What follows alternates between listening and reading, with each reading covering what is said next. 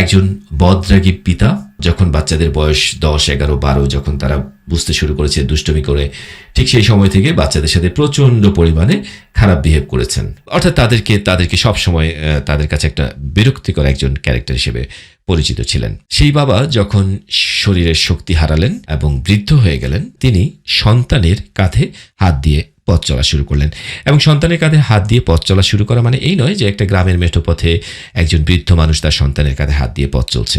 ব্যাপারটা এমন নয়, ব্যাপারটা মনস্তাত্ত্বিক, ব্যাপারটা অনেকগুলো অ্যাসপেক্টে সেই সন্তানের কাঁধে হাত দেয়া, অর্থাৎ কোনো একটা ডিসিশনে সন্তানকে জিজ্ঞেস করা যেটা তিনি তার জীবনেও করেননি, এমন কিছু ওই বয়সকালে করা, ওই শরীরের শক্তি হারিয়ে ফেলার পরে করা যেটা তিনি তার শরীরে যখন শক্তি ছিল তখন তিনি করেননি। সো এই জায়গাটা খুবই অস্বস্তিকর এই জেনারেশনের ট্রানজ্যাকশনে।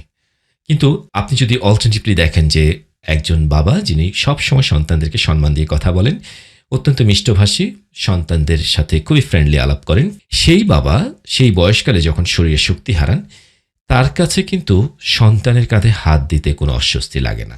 এটাই স্বাভাবিক। সো সম্পর্কটাকে আমাদের সুন্দর করতে হবে, নতুন জেনারেশনের সাথে আমাদের বন্ধুত্বসুলভ আচরণ করতে হবে। তাদের যদি কোনো একটা বিষয়ে তাদের যদি আমাদের মনে হয় যে তাদের কোনো ল্যাকিংস আছে, সেটাকে আমরা খুব ফ্রেন্ডলি সেটাকে প্রেজেন্ট করব। এবং তাদের যে পরিক্রমা, তারা যে একটা কাজ এগিয়ে নিয়ে যাচ্ছে, যে কোনো কাজ, সেই জায়গাটাতে আমাদের অ্যাপ্রিসিয়েশন করতে হবে এবং তাদের যদি কোনো ভুল থাকে সেই ভুলগুলো ধরিয়ে দিতে হবে। সব কিছু মিলে ফ্রেন্ডলি একটা আচরণ, সেই ফ্রেন্ডলি আচরণের মধ্য দিয়ে আমরা আমাদের ভবিষ্যৎ প্রজন্মকে সুন্দর একটা পরিবেশ দিতে পারি। সো আমাদের যে ট্রানজ্যাকশন চলছে, আমাদের জেন জি আসছে, জেন আলফা আসবে, জেন ভিটা আসবে, জেন বা গ্লাস আসবে, এই প্রজন্মগুলো যাদের সাথে আমাদের দেখা হবে তাদেরকে যাতে আমরা ফ্রেন্ডলি নিতে পারি।